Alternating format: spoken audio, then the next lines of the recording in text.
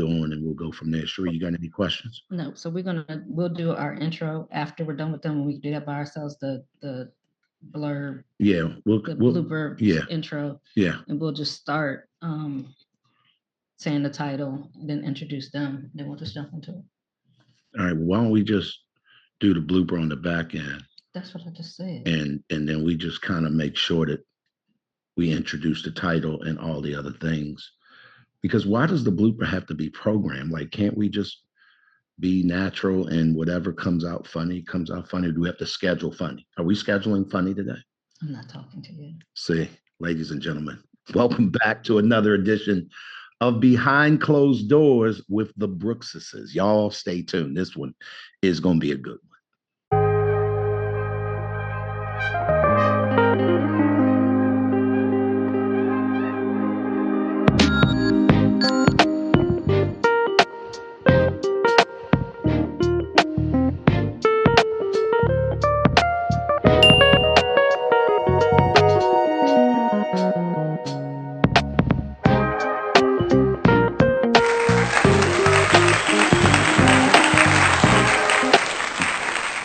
Well, we're super excited to have our friends, colleagues, co-laborers.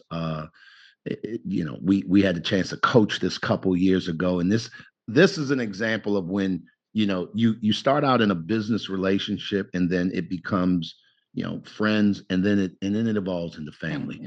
So without further ado, we're excited. For those of you guys who've never been to the channel, welcome back. I'm Glenn P. Brooks Jr. I'm an author, I'm a speaker, I'm a coach. Sitting here next to the lovely light skin, magnificent and wonderful Cherie A. Brooks Jr. Why do you have to have so many adjectives, babe? Like, because I'm a mom, I'm a oh, grandmom, Jesus. I'm a wife, I'm a business owner.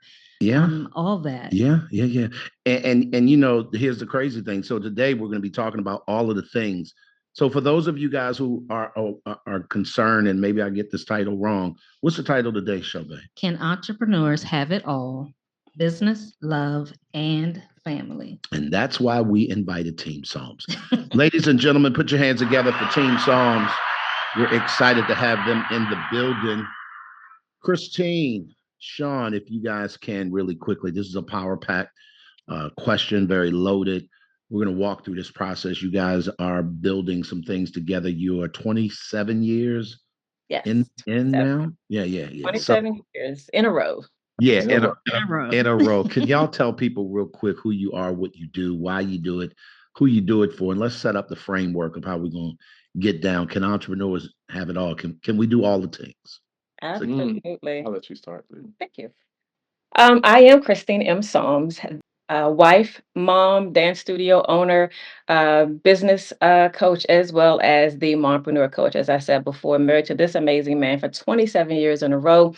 And I really help moms and women figure out what it looks like to go from no time to me time, really restructuring their life. And yes, you can have it all. And that's me in a nutshell. We got to tell the whole story. You're also a dance studio owner. Yeah, all the things. She didn't want to say all that. Yeah. She's going to do better for later. I'm a dance studio owner. We're celebrating 15 years this year. So we're excited about that. June 22nd is our 15th production. And yes, I am a dance studio owner. That is my passion. And so I motivate people to strive for excellence, whether on the dance floor or in the Zoom room. I motivate them to strive for excellence and absolutely succeed at it. So that's the little bit of who I am. Also a Yeah. 3-time author. I'm just going to say that. Yep, put it all in there. Look, Sean. I thought Anything else? Cherie had Let's all the put it- titles. I No, forgot who I was talking to. Yeah, you're a mom, Mortgage you're a broker. wife. Listen, You're a homeschool teacher. all of the you're things. all the And things. Cherie, why are you Caregiver for her mother and father.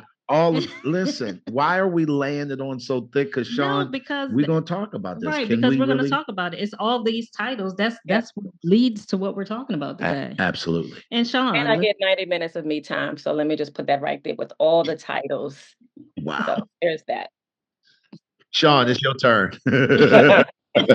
Hey, I am Sean Psalms. I am a Bible-based financier and a estate planner. I teach financial literacy to all those who want to understand how money really works. I have a desire to empower the people, all people, to understand how to have a retirement for their future and follow biblical principles. transferring money down from generation to generation. I'm enjoyed to look upon this gorgeous ephesus every single day. Working with her 24 hours a day is Yeah. absolutely my pleasure. We're going to tell y'all a story about that later on, but I'll leave it right there. Love it. I love it. Cherie, set it up. Today, we're going to be talking about some things. And I really want all of my couples who are building together, whether you are an entrepreneur, one's 9 to 5, the other's full time. Maybe you guys are climbing the corporate ladder, but you're trying to balance all the balls and figure out, can you make it work? Come on, Cherie, let's talk. Right. And one of the biggest challenges that couples have is trying to juggle all of the things. And you guys are a prime example of that. So the part we didn't really touch on was your children. And so you guys have 4 children, you have 3 adult children, and you have one still in the home. So with all of you, both of you running your own businesses and having children at different stages of life, how do you prioritize your time between work and family? And can you share a specific strategy that you use to help maintain this balance? He taught me time management, so I'm going to defer to the professional. Yeah, I did. I had to teach and train Sean on what time management looks like, and that kind of answers the question. Mhm. Is that was the only way that we were able to balance, or I like to say harmonize it all. The home life, the business life, and then our own relationship is making sure that we harmonize it together. There was a time where that wasn't an issue. The word was an issue. It was a challenge where we could not figure out how to make it work. At the time, I was working a 9 to 5, running a dance studio part time, raising 4 children, being a wife to him, and trying to run a household. And it was literally almost killed our marriage because I spent 12 plus hours at the job where I worked. My kids attended the same school that I worked at. And so it was literally that time where we were 2 ships passing in the night because we did not prioritize each other. Mhm. We did not prioritize our family. It was about not just making ends meet, but it was about just surviving. And because we were those 2 ships passing in the night, it almost destroyed our marriage. We didn't go to divorce court. We didn't hire attorneys. We weren't separated physically, but we were in the same home, but we were still separate, if you will, until we made a decision to figure out what comes first. And that's both of us to make that decision, not Yeah. just one. And to empathize and take the time out from where we were in our perspectives to get into the other's perspective, see things through their eyesight. And that was illuminating, especially for me as a man. I never seen a household that ran and they prioritized themselves as well as their families. So we never seen the success that we wished for and that we wanted. Yeah. So since we didn't see it, guess what? We had to fabricate it ourselves. We Mhm. manufactured it. And again, as you know, as being a Bible-based financial advisor, we do everything through the Bible. So when we find out we're not seated in the Bible in our relationship, guess what it's time to do? Open that book up, crack the principles, apply them, Mhm. and actually see the deliverance. And here we are today. Good, good. That's good. I have a quick question. As you talked about, there was a season when you guys weren't prioritizing. Were there signs or things? What made you recognize or realize, okay, we're, for lack of better terms, drifting apart? There's not, this cohesion isn't here. What were some, I guess, red flags you could point out to people if they notice this in their relationship? It may mean you need to come together closer and prioritize your relationship. Yeah. So for me, one of the signs was actually from my children. When my children started calling me Mrs. Songs by my last name, and no longer call me mom or mommy, because I worked at the school, like I said, that they attended. They only knew me as that for a time period because that's who other people called me. And when they started calling me that in the home, I was like, hold on, something's off here. The other part was when you as a couple, when you just give pecks on the cheek or the lips and you're okay with that, or you don't get anything at all in any intimacy and you're okay with that, that is a sign. And when I say okay with that, you've made so many excuses as to why you only get the peck, why you only get the duty sex. And I know, I'm just gonna go out there and put it out there as for Absolutely. women. And so when you realize that that's just what it is, it's not love, it's not enjoyment, and it becomes duty, those are key signs, especially for women, to say, hey, hold on, let me stop here. And it's about being self-aware, and it's not about passing the buck. And I just want to emphasize that oftentimes we as women, and I can only speak from a woman's perspective or as a wife's perspective, is that we will oftentimes pass the buck and say, well, I'm doing the laundry, I'm cooking dinner, I'm cleaning the house, I'm raising the children, I'm doing this, and I'm doing that. So of course I'm going to be tired. Of course I'm not going to have time for my husband. Of course and you're making these excuses. If you have checked any of those boxes, whether it's just one, then that's an indication that your marriage is in trouble. You can I fight me love on that one. I it. promise you I'll win. No, I love that. And I like when, especially when you talk to women. And I think oftentimes we as women will pile on the list. Well, I do this, I do this.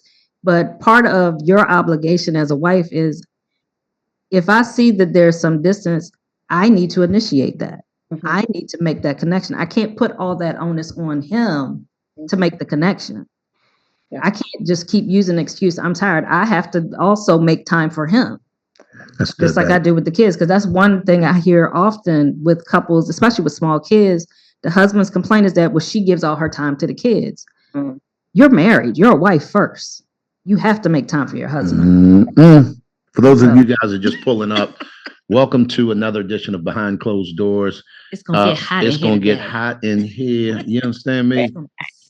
We got Team Psalms in the building. We're talking about, can entrepreneurs have it all? Business, love, and family.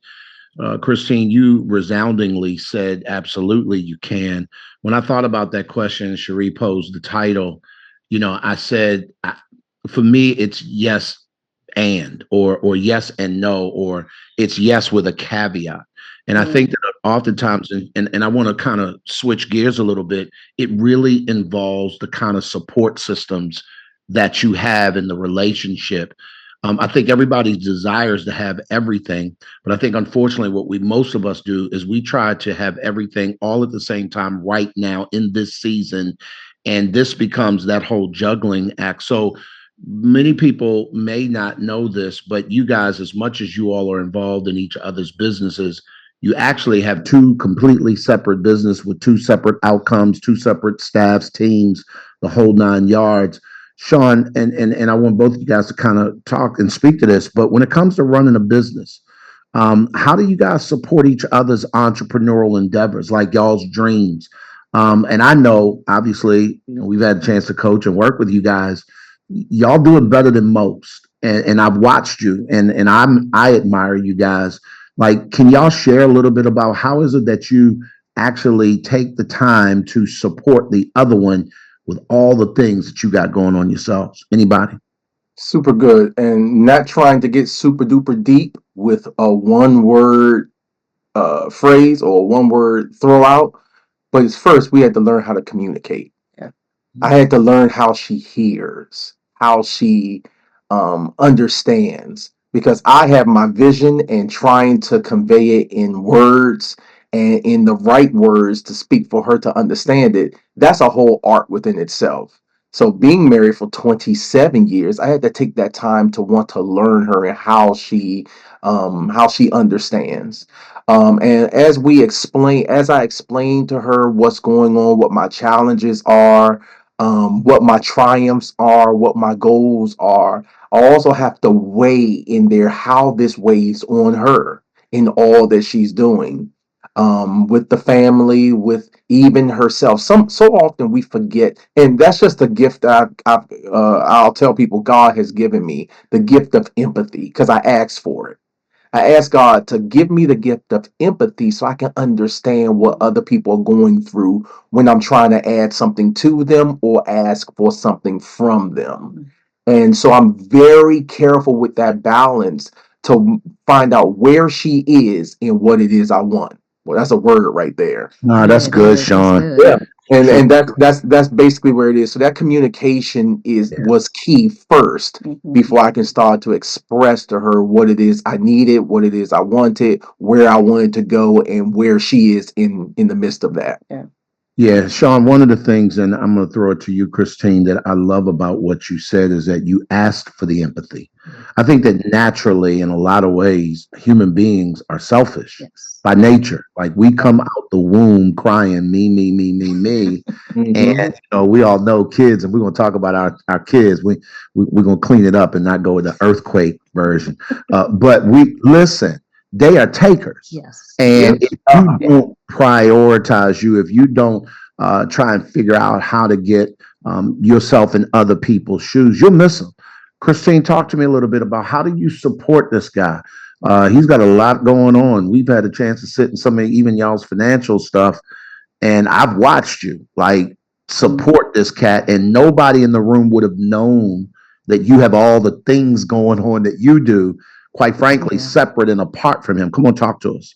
Absolutely. And I'm going to piggyback off of what Sean said. It was communication, but the part of communication is the actual learning how to listen Hmm. to him and listen to what he's doing, understanding. And so, in order for us to actually work together and make it work, I had to understand his business. True. I'm not a biz. I can't go in there until you get your finances straight. I'm the last person. However, I do understand what his vision is. I often say that you don't have to be married to someone else's vision, but you have to at least understand it to support it. Correct. And so that's why I had to sit at his feet to understand the vision, to understand the call that he's been commissioned to do. And so once I was able to listen and not listen with this, like viewpoint, like, let me see what this is about, but listen to like, let me just learn. Let me just learn. And yes, I challenged him with certain questions, and especially when he talked about people's finance. People are very private with their finances. And so I had to ask him, well, how are you educating them so that they feel free enough and comfortable enough? And so he had to educate me. Hmm. And that's what it was about in order for me to support that vision. Not married to it, Right. because I have to be married to what God has given me, but being able to support and understand that vision. So that's how that's been able to work for us. I love that, Christine. And I think that's one thing that a lot of couples have a challenge with. If I'm not involved in what you do, and I'll even put this to you could work 2 9 to 5s. Yeah. For me to support you in what you do, I need to at least understand what you do. No, I'm not going to come on your job and do your job, Right. but I can't fully support you in what it is that you're doing in your career if I don't show an interest in wanting to know what it is that you do. And I think that's the bigger thing. People are like, well, I do this and he do this. He just go to his job. I go to my job. Okay. Yeah. But that job, especially if it's something that's going to take you outside the home, if it's going to be demanding of your time, you would want to have some understanding of what they're doing. No, you don't have to get a degree in what they're doing. You don't have to, like you said, you don't have to be bought in or, completely committed to that thing. But I think that that is it's a help when Yeah. it comes to dealing with somebody and being able to support them in their dreams, is having a true understanding of what it is, not just surface. Ooh, I Right. want to go make $1 million. Okay, all right, you go do that. No, what exactly is it that you're doing? How is it that you're doing? What is it, what is the outcome you're looking for? How are you going to achieve this? Being curious as the other spouse in what it is that your partner is doing, so that you're knowledgeable enough that you can support them. Because that could be simply, well, you need me help send out some emails for you. Like for me, when Glenn started out in the business, I was working for social services, but there were things that as he was doing it, I realized, okay, well, I don't want to do what you're doing, but there are things I can do to add to what you're doing. Like I can do back end stuff for you because that's my area, but I didn't have to become a part of the business. I eventually did, but Absolutely. that was by choice. But Right. it wasn't, but I had to support him in what he was doing first, because there would have been no dream fulfilled if he hadn't gone first. So real quick, and I want to jump in because for those people who might be just pulling up, y'all, we're talking to Teen Psalms, Christine and Sean Psalms, about can entrepreneurs have it all: business, love, and family. And Cherie, you mentioned a word that I think that all too often in relationships either fade or was never there, and that's a level of curiosity about the person that they're in relationship with. And Sean, one of the things that I notice on a regular basis is that there's this constant curiosity that you have. You are a question asker. You do not assume much. You often will see things, and it quite frankly can get on other people's nerves because it is so meticulous in a lot of ways. But one of the things that I'm going to caution people to understand is that it's that level of curiosity that causes you to stay connected Yes. because you're always wondering. And I think that, and that's a question for the audience. If you guys can relate, put me in the chat. Like you've lost your curiosity, or the other person has lost their curiosity in you. You ain't got to give me the details, but put me, I get it. Give me a thumbs up, put that in the chat. And I'm telling you, that is absolutely something that I think that we need to recapture. Yes, yes. So I want to talk about your kids, talk about the children. So how do you get them involved in your entrepreneurial journey? And are there specific roles that they've come into the business or that they assist with? How do you get their buy-in? How have you got their buy-in in what it is that you guys do? So mine is more of a teaching. Mhm. I have a saying, before protecting others' borders, get your own house in order. Ooh, So when it comes to finances and how I'm helping people manage money, understand money, products, instruments, taxes, income, increase, all that stuff, I need to start with mine first. I'm a pastor, I'm a priest of my home first and foremost. So teaching, sitting down with my children, letting them understand what it is dad does, how dad does it, and how this will also apply to you. Because was it Proverbs 13:22? A good man leaves an inheritance to his children's children. I need to make sure you can take this and make sure it's still around for my grandchildren who are non-existent right now. So Christine has a saying, if it's not taught, it's caught. Mhm. And we move with, well, especially in my business, I move with both arms. I'm going to teach you and you're going to hear me and see what I do. So you're going to understand it that way. So that's how I've involved my children into, and I've also had them have their friends sit down Yeah. with me. There's 10 words, and I say this in my presentation, I get from my clients all the time. If I had a nickel for every time it was said to me, I would have over $600 million. And these are the 10 words. I wish someone had taught me money in my 20s. Mhm. Wow. I get it all the time. Wow. So my children are protected. Yep. And now, since they're protected, I can reach out to others.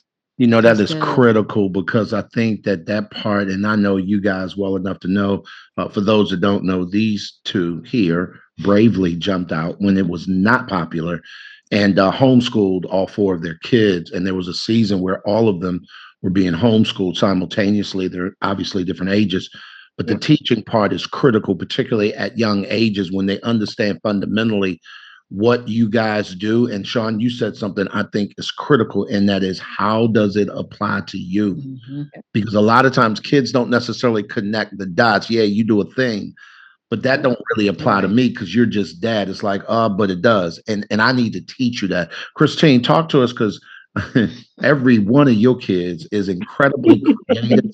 They're talented. You run a dance studio. You have a daughter who is an artist when it comes to I mean, your sons they if it's film, if it's what All of 'em. it's all of the things. Was They it are. hard getting them bought into what it is that you do, or did that come naturally? It came naturally because, well, once we got over our, our challenge of trying to stay connected, when we decided to homeschool, Mhm. it did something amazing for our family. It did. It connected us on a different level. I encourage anybody, and like I said, fight me earlier, fight me too. I promise you, I'll win on this one. I am a huge advocate for homeschooling. Whether you are a 9 to 5 or you have your own business, you can still homeschool because the benefits are far reaching and they are still reaching. Our oldest is 25, and the benefits of him being homeschooled, even for the last 3 years of his academic career, before he went off to college, was just, and yes, he went to college as a homeschooler as well. And yes, our daughter went to college as a homeschooler. So I say that to say that it's far reaching. But what the how they got bought in or how they was like, I'm all in, mom and dad, is because we went on the premise of building legacy. Yep. And I want to pause there for a moment and talk about legacy as a family. Oftentimes, parents, we have children, but we don't think about our legacy. We think about, oh, we got these cute babies and all these cute toddlers, the terrible twos and the tweens and all of that. And yep, I can't wait till I'm an empty nester, all of those things. Hmm. But what happens after you're gone? That part. What happens when the grandkids come, when the great greats come? Is there a legacy for your family? And so something that I have with the studio is that I am building legacy. Yes, my daughters, my two daughters, and our two daughters, and our youngest son, the three of them dance. Our oldest son did not choose to dance. However, he is on the music side. He's a music producer. He gets that from his father. And so it's still about building legacy. He is the studio's music producer. So whenever we need some music, connections or compilations created, he is our go-to. He is our official music producer. So, but it's about building legacy. So when I retire, when the Lord says it's time for me to retire, our oldest daughter has already said, this is what I want. It's not something I say, you got to have, this is what you're going to do. I left it up to her, but she understands that we are building legacy. And so when you come into that, whether you have a 9 to 5 or not, when you decide as a couple that you want to create legacy and foster it and nurture it and build it for your family, and then you teach that to your children, that's what you want to create. That's how they get buy-in. Whether you work for the government for 30 plus years and you like, I'm creating this for you. Hmm. And so that's how we did it. And that's how they are bought in. And that's why they stay connected to us in that way. I love it. I love it. I think that that just begs, and I know there are people sitting there saying, wait a minute, how in the world did you get them to really go along, and is this real? Can it be You're true? right. And I'm here to say it is real, and it's realer than most people imagine, in that it's happening to more and more people, um, Mhm. You bet. as our society grows, particularly with technology and things like that. These kids are incredibly talented, and when you give them opportunity and you show them how it connects the dots to their own lives, and how they can. When I think about Lena and I think about her coming to you and saying, "No, I want to take over this," Mhm. not only was she groomed, but she had a part in building it. That's Absolutely. right. So Yeah. that's the thing I need. Of Yeah. course, she'll come back and say, Yeah. I wanted, she was a product of the school. She Hmm. became talented enough and skilled enough to be able to teach kids while there as a student. She Yep. then became a person that went on to the Alvin Ailey School of Dance and a whole bit, and she's there now. So it's a natural that she will, because she helped to build those. Those are her babies too, in some regard. Does that make sense? I, Absolutely. I think, Cherie, and I know we want to go to the next thing, but can you talk a little bit about, because those are principles that you deal with in terms of family first in the book that you wrote. How important is that to get that buy-in? Right. It's critical that you get buy-in from your family, from your spouse, as well as for your children, because the mistake, and we made this mistake, early on in our marriage when Glenn went into ministry, we were in agreement, but we didn't get full buy-in from our kids. Mhm. Mm. And they went along, but they were not bought in. And so we got to see what happens when you don't get that buy-in, when you don't Wow. bring them along. We did to them what, many of our parents did, you just drag your kids along, Hmm. Yeah. and there were repercussions from that. And so, we've been able to repair the damage, and our relationships are solid now, but it did not turn out the way that your relationship with your children have, because you guys had the insight from the beginning to bring them in. And Yeah. so for those of you that are parents and you may already be in business and you've been doing this thing already, it's not too late to Mhm. bring them in, to let them know what it is that you do. Bring them in. And now they may be older and they may not really be that interested, but as much as they're curious about it, if they pose questions, be willing to give them the answers to the questions. Bring Mm-hmm. them in, because Yeah. with buy-in, that's how you can develop legacy. Because you'll hear about these mega millionaires that will have these organizations that they've built and their kids don't want to have nothing to do with it. A lot of that is because they never brought their kids into it. So of course they want to go off and do their own thing. But if you can help them to feel like they're a part of it, like they, this is theirs all along, that then you'll have that buy-in. And also it'll also give you some grace in those seasons when you do have to grind in the business. There's an understanding that they have that this is for a season. Like right now, you're in your production season, so you're doing extra hours. There's a level of grace that you get with them because they know, okay, this is mom's season. We're gonna give her room to do this, so they're gonna extend you grace. But if they're not bought in, then they're just gonna continue to be the leechers that children are, and they're going to want all your time, but there's not going to be any empathy. As Sean said, they won't develop that level of empathy for what you're doing because they don't understand it. Christine, you look like you chomping at the bit. Yeah, I just wanted to add that we are not perfect. Our family is not perfect. Speak for yourself. We are amazing though. I will say that we are an amazing family, but we are. We can get to that part. We can get to that part. But I just wanted to add that there was a time, and I'll give you an example, a really quick example. There was a time when Christina was 6, 7 years old, and we have 2 shows per day in our production. And she had done one show. Now at that time, I am director Psalms when I'm backstage, and that's how they refer to me and what have you. And we had done the 1 p.m. show. We were taking a break. The kids were napping and eating and getting ready for the 7 p.m. show. And she came up to me and she said, "Mommy, I'm done." And I said, "Oh, She sure did. You're done eating?" No, I'm done. I don't want to dance anymore.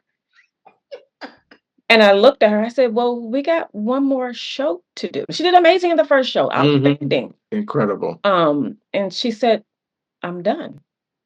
And I had to pause and get out of director Psalms mode and go back into mommy mode. I had to take the director hat off and put the mommy hat on. And I had to hear my child. Right. I had to hear her heart. And I'm telling you, then she sat on dad's lap for the second show. And I told her instructor, do the spacing because she's not in it. And she's like, "Yes, ma'am." And we made it work. And she took a break for maybe 3 or 4 years. She went into retirement, At the age of 6, right? At the age of 6. Took up piano and played soccer and, played the flute. But my point is, it's because I allowed her to breathe and to share, but we had to create that space where she felt comfortable enough to say, "Hey, mommy, I can't do this anymore right now." And then she's back, an amazing dancer. We'll be in this stronger than ever, taking 4 classes a week, 5 classes a week. But I say to say that I don't want people to like, "Oh my gosh, you're just perfect. It can't be done." It can be done, but you still have to allow the space for those type of bumps and I call them learning moments to happen in your family. I love that. Well, that's a great segue into, and Sean, maybe you can jump in and give us another example, but it's not perfect. And I don't want to paint the picture like this stuff happens automatically. You guys have bumped y'all's heads and you have gone through your series of challenges. Can you give us just another challenge that maybe you guys had and maybe what was the solution? How did y'all navigate that? Whether it's with the kids or just how you guys come together? Well, it was so funny. I was actually telling somebody about this. I said, we were married. I think we were with Savon. I think you were pregnant with Savon. Okay. And we were on a cruise ship. And you are not used to spending 24 hours a day with your spouse. Not until the pandemic, but this was before the pandemic. And we were on a cruise ship and we were having a good time. We had like 5 other spouses with us. And each night, each spouse got into an argument. Every single one of them until it came to us. And we got into an argument. I don't know. I wanted to do something because I'm full flamingo. She's total turtle.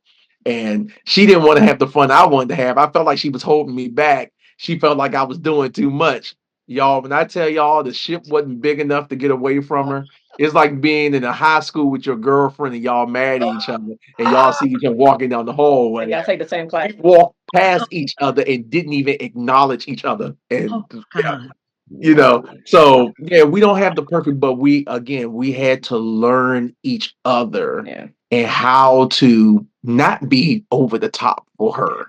How for her not to hold me too far down because a balloon is supposed to go up, but it ain't supposed to go into the atmosphere. That part. So yeah, so it took that type of balance, and that was in the beginnings. And those beginnings taught us where we are now, how to Yeah. balance each other before we can balance them.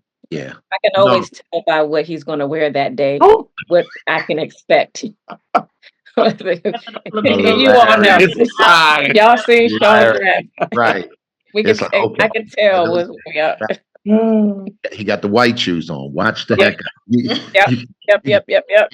and it's winter. You understand me? Well, Like, y'all lucky I ain't got my toupee fitted yet. You lucky. so if we can wrap this up, I know that you guys and Sri, we have not won in some of these areas.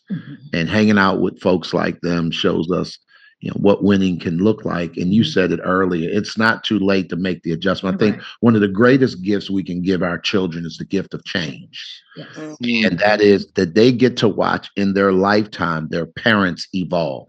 They admit to the mistakes that they've made, and that obviously you can't go back and repair what's already done, but that you there's a metamorphosis that takes place. And I think that you guys give people hope that, what, it is. I didn't get that together. I didn't do that, but we can work that out. Let's talk about traditions and some things that we're doing with the families too. And y'all talked a lot about legacy. Y'all got some things that y'all do on a regular basis that makes other couples envious a little bit. But sometimes just a little teeny, What are some family traditions Yeah, or activities to help you guys connect and Exactly. unwind together as a family? talk to us. Oh, so for Christmas, again, I have a desire for truth. And that was true, but truth. And I searched for it diligently. So for Christmas, my children and I, we don't just buy them gifts. They've never ever believed in Santa Claus. Ain't no man getting none of our credit. Oh no. They don't believe in Valentine's Day. They don't believe in the Easter Bunny, none of that stuff. So for Christmas, what I did was by the unction of the Holy Spirit, I have a banner. I had a banner printed up, and I put it over top of the tree, and it says, "The true meaning of Christmas is how God gave the world a gift it never deserved, but needed more than anything. To accept the gift is to accept the responsibility of being such a gift to the world." So before our children open up their gifts, we tell them that this is the excitement you have in opening this gift is the excitement that people should have with you presenting the light of Christ to others every single Christmas. So it's going to go from tradition to tradition all the way down. So they know the real me. They don't have the entitlement. None of our children have that entitlement. They understand it comes at a price. I love it. I love it. that. I love Christine, that. you got anything? I'm trying to think. Do we have? It's nothing's coming to me. I know one of the things that I've seen. You guys and go on family vacation. Listen, that's Oh what yeah. Oh, I that's guess what I was going. And it's yeah. not necessarily. I mean, No, it's serious. and Guess what? it's real. Guess how serious it is. Y'all ain't playing with y'all stuff. No. My mother and my 4 brothers, we never ever went on a vacation. I didn't go on a vacation, never saw the beach until I dated Christine. And we were the opposite. We went to the beach every single summer as a family. And so when we had that conversation, I said, "Sir, I need to find some water and some sand. And we need to get there." And so that is a tradition that we do as a family. I don't look at it. I guess it's a tradition. It's just something that we do all the time. It's a part of our life. In fact, we'll be headed to Myrtle Beach in July as an entire family that we've incorporated. My brothers and his family, his children, and my youngest brother, and we all get together. And it's important to us to be connected. We've done down there. We have children, one in Florida, one in New York, and one in Virginia now, and then one here. We do Zooms together or FaceTimes, if you will. And Sean has a 75-inch screen downstairs, and so we plaster them on the screen, and we sit in the sofa, talk and laugh, joke. Yeah, and we, so those are things that that we do, whether they're small or big. We've gone to Disney too many times, not ever going again. Say that. But it's those things that we do, but not only just going away, but making sure that we check in with each other.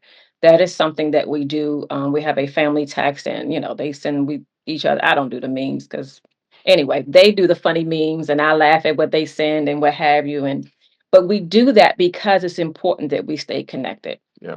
Psalm's family is growing since Savon got married, but we're small. We're a small nucleus, but we are a powerful family that won't be stopped. And And so, and if I may to tag on to what she's saying, and this is a beauty, this is a beautiful thing. We are now the family we always wished we had when we Yeah, were younger. absolutely. We thought, I mean, we saw yeah, people swear we are filthy rich. We are we're wealthy.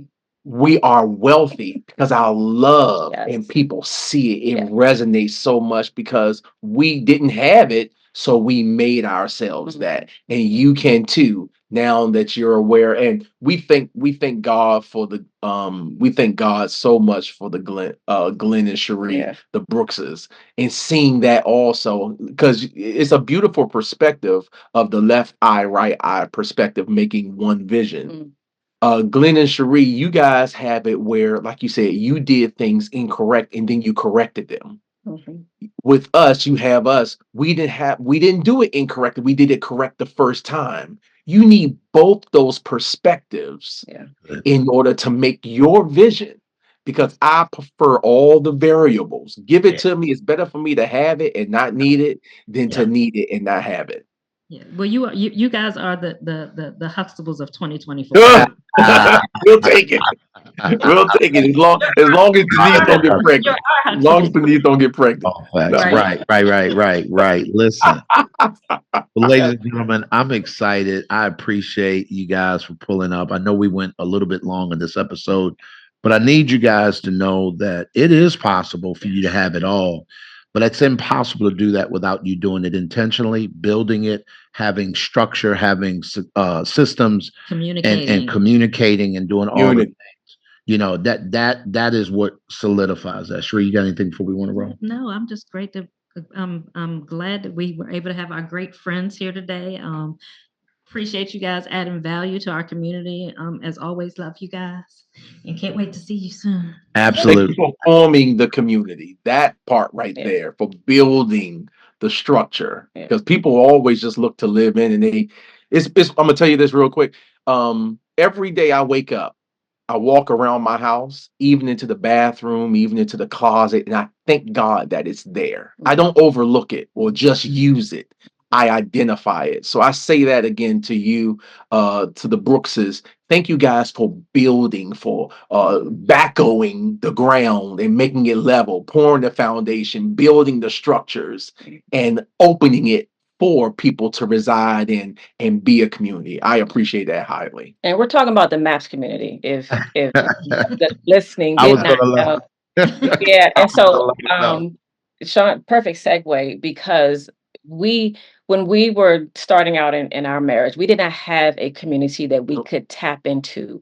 So when we were on that verge of divorcing, and I know we're going along, coach, but when we were on that verge of divorcing, if we had a Wow. community that we could have dived into that could supported us through the process, it may not have taken as long, Yep. right? But it was for the grace of God that we are still here as a couple.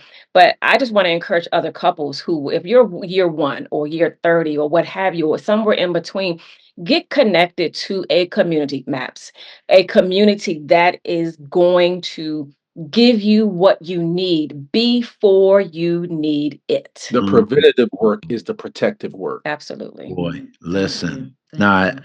I am humbled that you guys say that. Sheree and I have been building the Marriages and Parenting Successfully Relationship Academy for On our 8 we're years. in our 8th year now. And I honestly believe that the reason why she and I are winning as consistently as we do is directly related to the communities that we've grown our relationship through. Mhm. And I think that people don't understand. We've been sold a bill of goods when we subscribe to the old wives' tale, the ghetto logic that says what goes on in this house stays in this Mm. house.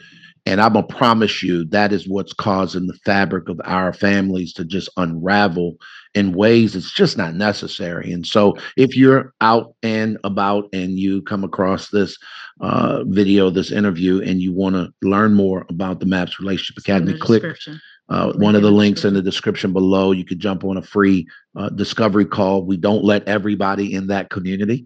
It is highly protected. There's a culture there where we show up. We don't judge. We speak truth, but we do it in love. Yes.